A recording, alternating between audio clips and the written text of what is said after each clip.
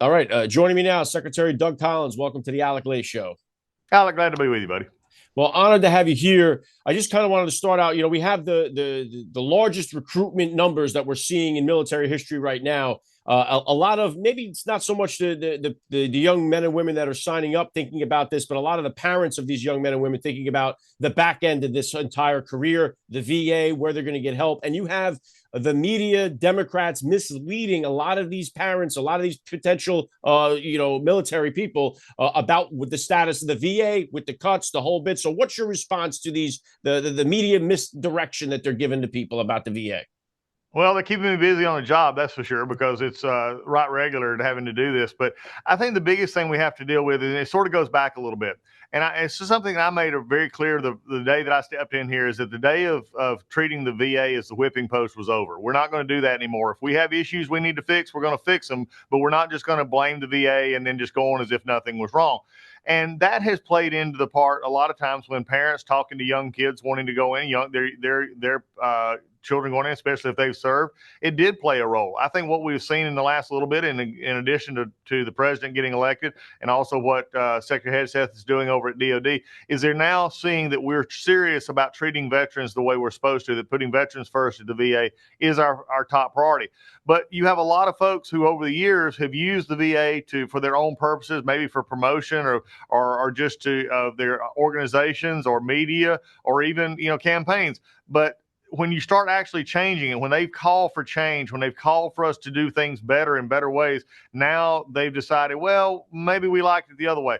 Well, I'm sorry, we're not going backwards. We're making the VA a service organization, which it is, and making sure we have our great employees are able to do their job every single day. Yeah, and they deserve it. The veterans of this country do deserve it. And it's been a long time since I've been in a VA. My brother was a Navy vet. I had taken him into the VA because he had needed alcohol treatment. This is back in 2014, 2015. He's passed away since, but I remember taking him in there, and it was the first time I had been to a VA, and I was like, this can't really be how we're treating the veterans here. I was just astonished by it. It reminded me of like being at DMV, like the chaos that was going on. And I said, certainly this can't be the way we treat our veterans. But we took them to a different facility, and it was like night and day difference of what was going on. Is that still occurring in a lot of the VA hospitals, a lot of VA places? Is it a drastic difference depending on where you live, what kind of treatment you're going to get?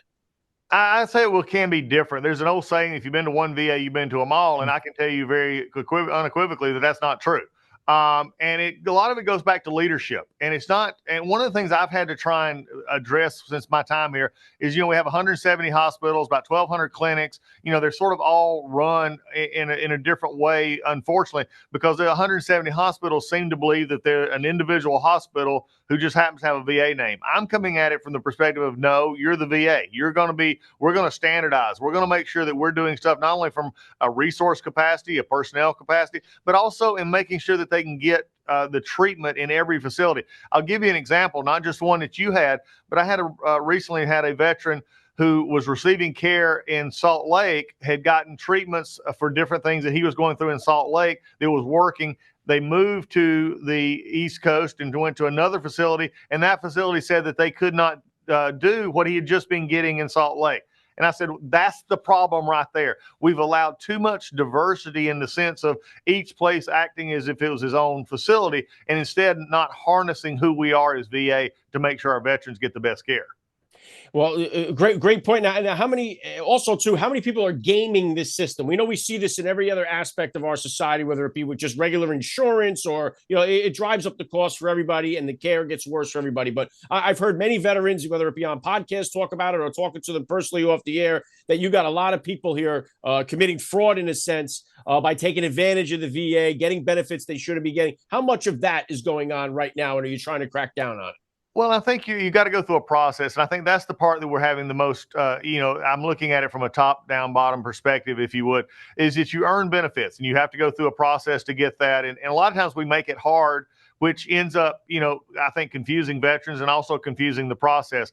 I think our healthcare side is something that you see normal healthcare usage. I think more of what you're talking about falls sometimes in what people would believe in our disability benefits side. And I think that's the key that, we've got to look at. And some of that, frankly, comes through us through Congress. Some of it is a regulatory issue. So we're making sure that the benefits align. One of the things that we've not done is there's been a lot of the stuff we're not really looking at it from a day of perspective. Now we're looking at it and how it would be, I've frankly been getting reports of 50 and 60 years ago that we're still sort of under the same dynamic of how we look at disability benefits and are we making the veteran whole, which is that discussion.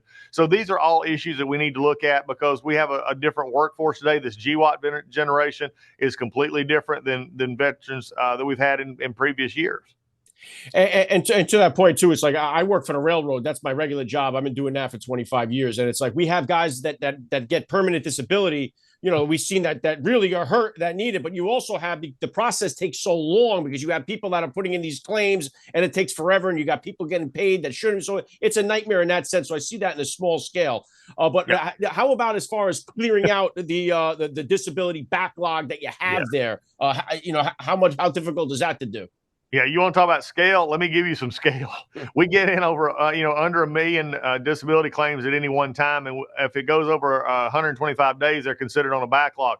When I first got here in February, it was 260,000 in that backlog, and in just a little over 100 days, we've been able to take that down to under 200,000, and it's continuing to go down. And we're actually doing more claims per day than we ever have. But also just because of leadership and focus of the folks at VBA, also bringing on my deputy secretary, who again, I put him completely focused on making sure this backlog gets down. We're now actually processing more claims than we're getting in, which actually means that we're bringing the whole number down. In the end, what that's going to be is that veterans will not have to call their congressman to say, why am I not getting my benefit claims done? There's going to be some disagreements. Some of them are not going to get what they think they're going to get based on the process, but they're going to get a process answer quicker. And I think that's one of the biggest things that we can do for them. Yeah. Are they going to get a real person answer too, or is it going to be the chat bot? No, they can get real people, and I think that's going to be the big part. And I'm giving them, our workers, every technological advantage, anything they can do to make sure that we can do these as quickly and efficiently and as right as possible. Well, and then talk to me too. This is maybe a two-part question here in a sense, but the big beautiful bill, obviously, there's a lot of talk about it for different reasons. How does that affect the VA? What's going to happen with the big beautiful bill? What's in it for the VA? And is the Mission Act tied into that, or is that separate? No, they're completely separate. In fact, really, there's not much in the big, beautiful bill. The president knew what we were doing, and in our budget request, he reflected that, making sure we had enough resources. It actually increased us a little bit so that we could take care of our veterans. He understands taking care of our veterans. But what the big, beautiful bill does, though, and the president understands this, and he ran on it, was the economy as a whole. If it gets fixed and we start a trajectory down on our spending, we start a trajectory down on a lot of things that we're looking at in this bill, and also keeping tax cuts and those as they from going up, that helps my veterans. That helps the general public when we see prices going down, gas prices going down, diesel going down.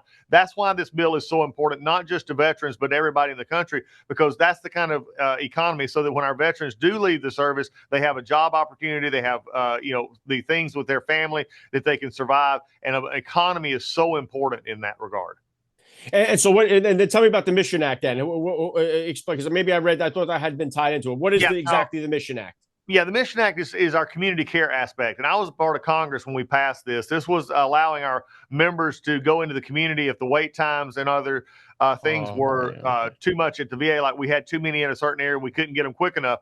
We're now, through the Mission Act, you're able to put them out into the community.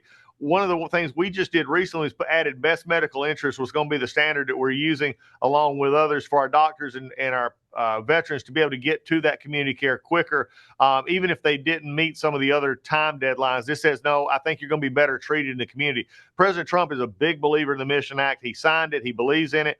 And it's a combination between our community doctors and our VA doctors. We're working right now to break down some of the barriers that we have in that, because the previous administration put up barriers for our veterans to get to the community. We're taking those down so that we can work seamlessly with our community and fulfill the law of the Mission Act. Awesome. And one of the things, and the last thing I'll transition into here, is the transitioning of the veterans out of the military. And One of the things I do every year, I'll be doing it again this summer, is I swim across the Hudson River with the Navy SEALs. They do a big fundraiser for the Navy SEAL Foundation. So for me, it's like the hardest thing I do in my life. For them, they make it look pretty easy, but it's all about, helping other veterans out. And it does seem like, we do the 22 push-ups or pull-ups in honor of the 22 veterans that commit suicide a day. I know that number still goes around. Is that number still, is it like that, 22 veterans a day that are committing suicide, or has that improved at all? Unfortunately, it's not, and it depends on the number. 17 to 22, it's a number that really hasn't changed over since 2008. And depending on how you want to count it, there is a lot of concern that it's possibly a little higher than that because of the way some death reports and others are classify a suicide. What we're looking at right now, though, is we're taking a complete refocus on how we're spending a lot of money, over $500 million in preventive care, and saying, are we actually reaching the people we need to be reaching? And if you have folks, with you on this show as well, if they're listening today and they're struggling, I mean, there's always a VA is going to be there. The crisis line is there. Dial. All they have to do is hit 988 and press 1. Somebody will be there 24/7, 365. But we're partnering with a lot of other nonprofits as well, because I can't reach everybody. What we're finding is almost half of those who are death by suicide, they've never had a contact with the VA. So that tells me I've got to do a better job helping our resources get out through areas where they hear about it, through podcasts, through interviews, through nonprofits, and we're going to do everything we can to see if we can get that number down. Well, I pray that you're successful in that. And the transition piece, it does seem to me, I mean, maybe just because my small window that I see, but it does seem like a lot of veterans are creating small businesses, either starting podcasts, getting jobs, consulting on films. So is the transition period for guys and girls coming out of the military now a little bit better than it was years past? What is that transition process looking like?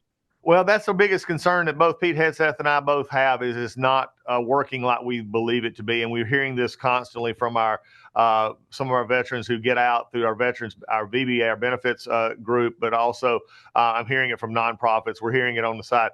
So what we did a couple of weeks ago is Secretary of Defense and I both, first time we believe ever, sat down and had a joint meeting at the Pentagon, and then came over here to the VA. And we signed a memorandum of understanding saying these are the areas that we're going to work on. Transition is owned by DOD. So they are the ones that are, sort of own the program to transition people out. But the unfortunate part, like I told the Secretary was Defense, is this. I said, no matter what you have, I'm blamed for anything that goes wrong. So if I'm going to be blamed for it, at least we're going to get in and work on this together. And he's agreed completely. We're in lockstep with that. We're already starting meetings with DOD to figure out how we can better take on some ownership and also help in that transition. Yeah, and it does seem like, as we're trying to get rid of the illegal aliens that are here and all that stuff, that they're saying, oh, how are they going to fill these jobs, do this? We got a lot of veterans in this country too that could step in and fill these roles if they're properly trained. I know we're going to have an explosion of manufacturing jobs in this country, blue collar jobs, that a lot of the kids in this country are coming out with these college degrees that are kind of worthless, where their jobs are going to be just wiped out by AI. But we got a lot of these trade skill jobs that are going to be available, and I think a big part of the veteran community could come in and fill those roles. Exactly, Alec. If I can do anything, look, I encourage everybody to get further education, get more education, do the things. But there are a lot of folks who their education is what I call real world. Their education is in skills like plumbing, electrical, driving trucks, construction, working in these or offshore rigs, manufacturing. Veterans make some of the best employees at that. And I think what we've got to do is in our educational benefits is not just we always think about the educational benefits to go straight to college. Well, some of our folks need to use the skills they had in the military then to go out and get further training in welding and product when they can make $40, $50, $60 an hour in areas that we're really needing it. So look, your program and others, please push that to veterans. They need to hear that there are good jobs out there and that we can get them help in getting the skills and training they need. Yeah, well said. Secretary Doug Collins, I love the job you're doing. Keep it up there. I pray for you and our veterans in this country, and I'd love to have you back on down the line. Thank you so much for giving me a few minutes of your time today on the Alec Show. Look forward to it. You take care.